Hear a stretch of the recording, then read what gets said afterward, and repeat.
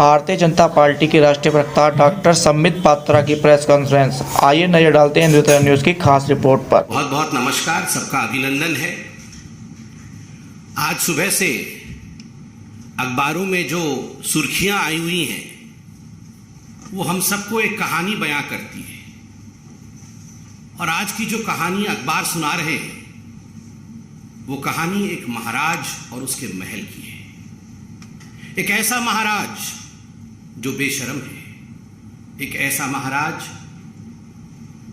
जिसके केवल महल की रिनोवेशन की कहानी नहीं है, ये पूरे के पूरे उसके आइडियोलॉजी और उसके पार्टी के लोग, उसके पार्टी के सोच के रिनोवेशन की कहानी। ये वो महाराज है जो न जाने कहां से आवाज निकालते थे और कहते थे, मैं कुछ नहीं लूंगा, मैं घर नहीं लूंगा, मैं बंगला नहीं लूंगा, मैं गाड़ी नहीं लूंगा, मैं लाल बत्ती कार नहीं लूंगा, मैं सरकारी गाड़ी नहीं लूंगा, मैं सिक्योरिटी नहीं लूंगा।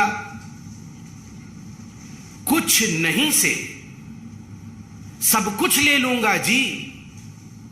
ये उस महाराज के रिनोवेशन की कहानी है। केवल महल का रिनोवेशन नहीं हुआ, महाराज के मानसिकता का रिनोवेशन, कि किस प्रकार से कुछ नहीं लूंगा जी से सब कुछ लूट लूंगा, कुछ नहीं छोड़ूंगा। ये जो परिवर्तन हुआ है, ये उस महाराज की कहानी आज हम बयां करने वाले हैं। याद करिए, दुबले पतले से वो महाराज, डबल एक्सेल का शर्ट और उसके ऊपर ये कलम, जिस कलम में केवल एक बार ही रिफिल भरा गया था। जब 2013 में महाराज ने ये दस्तावेज साइन किए थे, एफिडेविट दिया था। ये महाराज का दस्तावेज एफिडेविट है, एक ही बार इस कलम में रिफिल भरा गया है।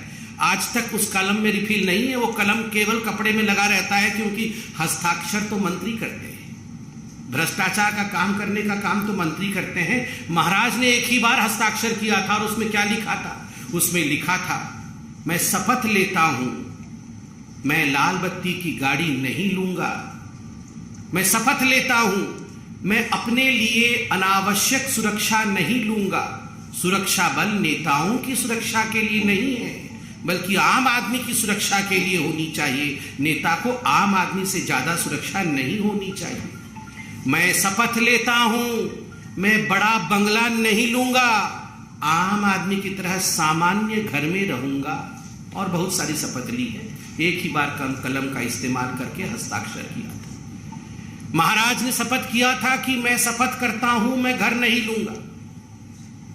आपको मैं वीडियो भी दिखाऊंगा जिसमें महाराज अरविंद केजरीवाल कह रहे हैं, मैं क्यों घर लूंगा जी, मेरे तो अभी जिस घर में रहता हूं उसमें तो 4-5 कमरे हैं, मैं 4-5 कमरे में ही रहूंगा और सरकार में भी आऊंगा तो 4-5 कमरे से ज्यादा कमरे नहीं लूंगा।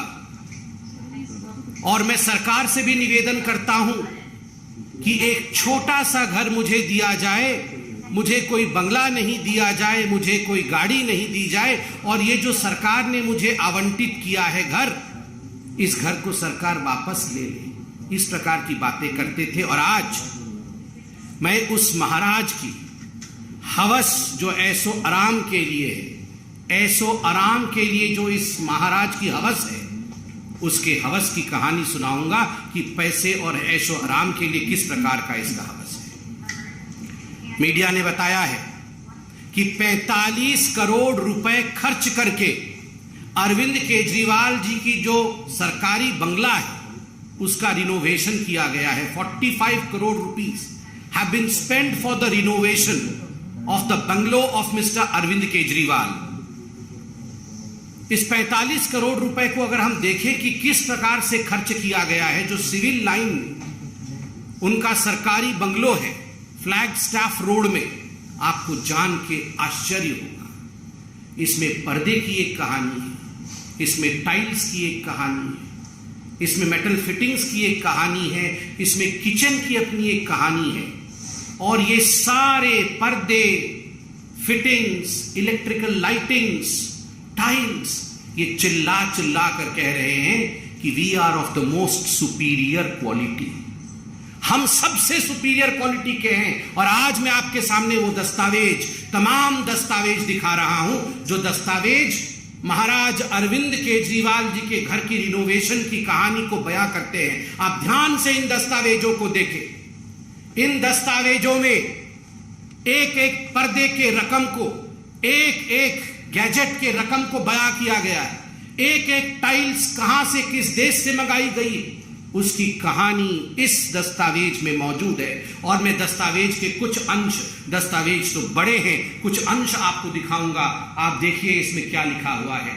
Superior quality tiles, superior quality ornamental work, superior quality flooring, सब कुछ सुपीरियर क्वालिटी। इंफीरियर नहीं होना चाहिए जी। ये इंफीरियर क्वालिटी तो आम आदमी की कहानी है।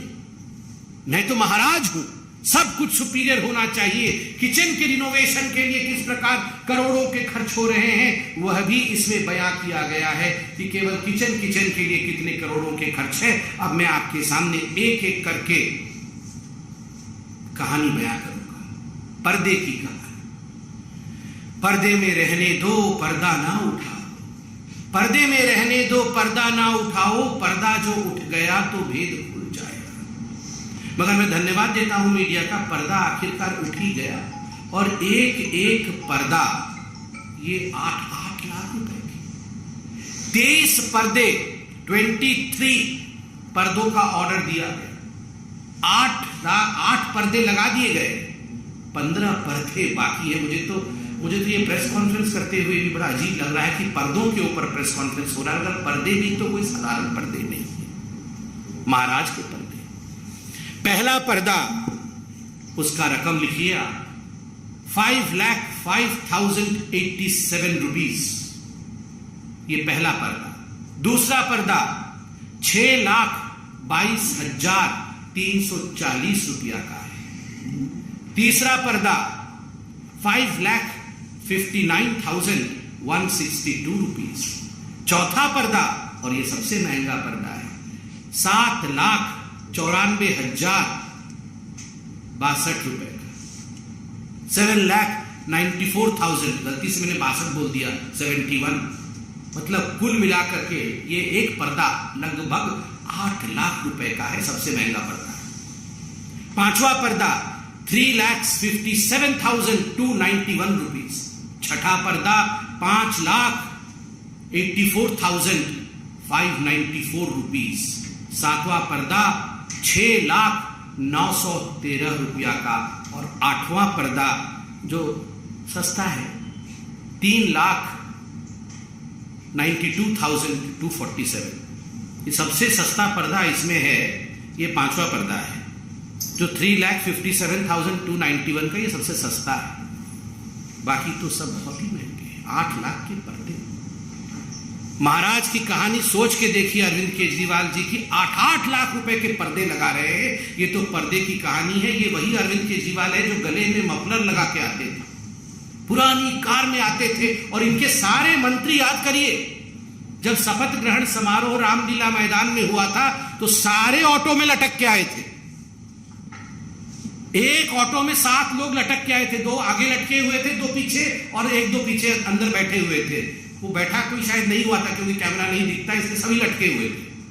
सभी लटक के आए थे और कह रहे थे जी हमारे पास तो गाड़ी नहीं है जी, हम तो बहुत ही सिंपल हैं, हम तो गाड़ी नहीं लेंगे जी, हम तो ऐसे ही लटक लटक के ऑटो में चलेंगे। और आज 8 लाख के पर्दे लटकाए हुए। पता नहीं वो वैगनर गाड़ी कहाँ है अरविंद केजरीवाल जी की, आप लोग ढूंढिए, कभी देखिए उसको। एंटीक पीस बना के उसी घर के अंदर सजाया होगा कहीं, डेकोरेटिव आइटम बना के, उसमें भी 1-2 करोड़ खर्चा किया होगा जरूर। ये पर्दे की कहानी। अब मार्बल की कहानी। मार्बल की कहानी है ऐसी है कि मार्बल हमारे देश में वो मिलता नहीं है, वियतनाम से मंगाया गया क्योंकि देश के मार्बल से पसंद नहीं थे अरविंद जी। स्पेशल ऑर्डर देके मंगाया गया क्योंकि ये ऑर्डर हिंदुस्तान में नहीं पूरी हो सकती थी, तो वियतनाम से मंगाया गया है। और कुल 1,15,00,000 से अधिक के मार्बल अभी तक लगे हैं। 1,15,00,000 से अधिक के मार्बल अभी तक लगे हैं। आप सोच के देखिए, दिल्ली के सिविल लाइन स्थित 6 फ्लैगस्टाफ रोड में। बंधुगण, prefabricated artistic wood panel केवल ये रंगाई लिपाई करके अगर दीवार बन जाए, जिसको हम लोग घरौंदा कहते हैं, इस घरौंदे में तो रह नहीं सकते थे अरविंद केजरीवाल। तो प्री फैब्रिकेटेड वुडन वॉल्स, ये साधारण दीवारें नहीं होनी चाहिए, वुडन वॉल्स प्री फैब्रिकेटेड, तो उस पर खर्च किया गया 4 करोड़ 37,37,000, लगभग 5 करोड़ रुपए आपने केवल दीवारों पे वुड लगाने के लिए खर्च कर दिया है। क्या आलीशान बड़े बड़े राजे महाराजे, वो भी अब सर झुका करके खड़े होंगे, जय हो अरविंद केजरीवाल जी की, आप तो हम सबके पिताजी निकले।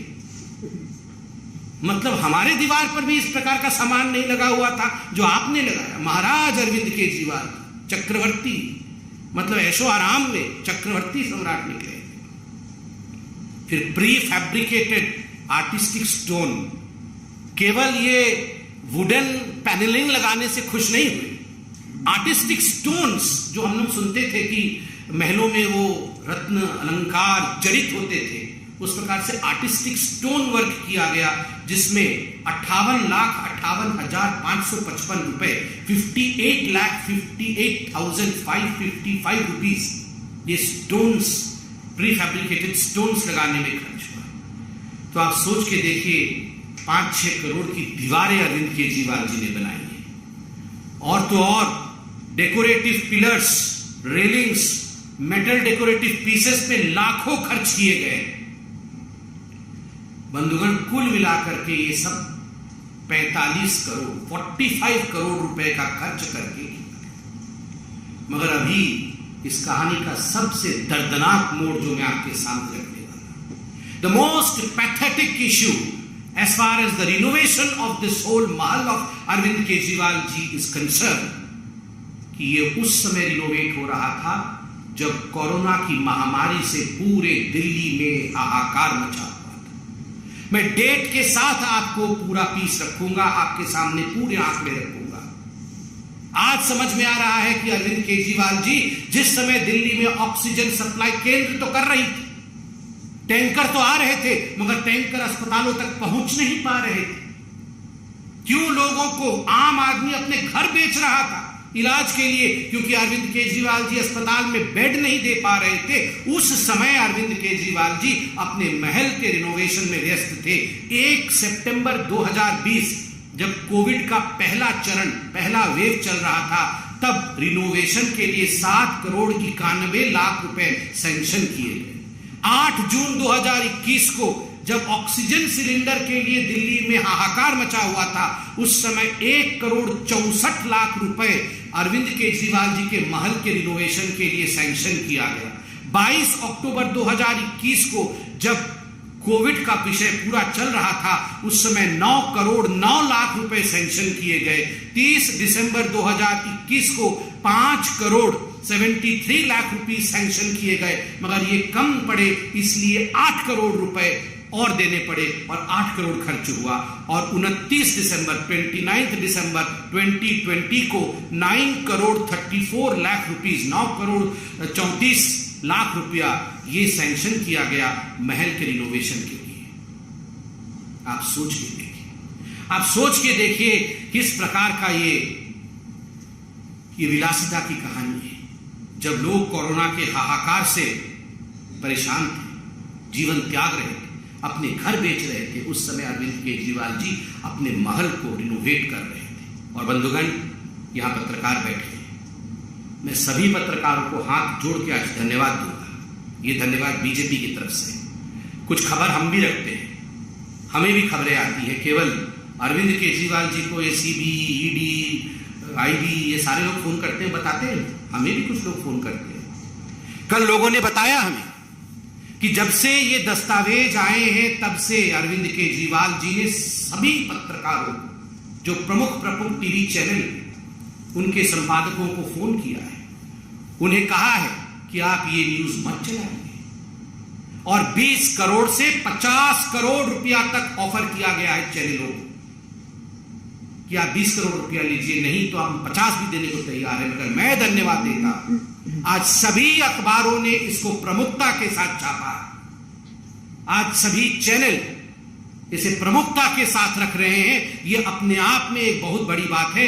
ये दिखाता है कि किस प्रकार से हिंदुस्तान की मीडिया सच्चाई को आगे रखने में हम सब के लिए एक उत्कृष्ट काम करती है। और अब जरा सुनिए महाराज की जुबानी कहानी।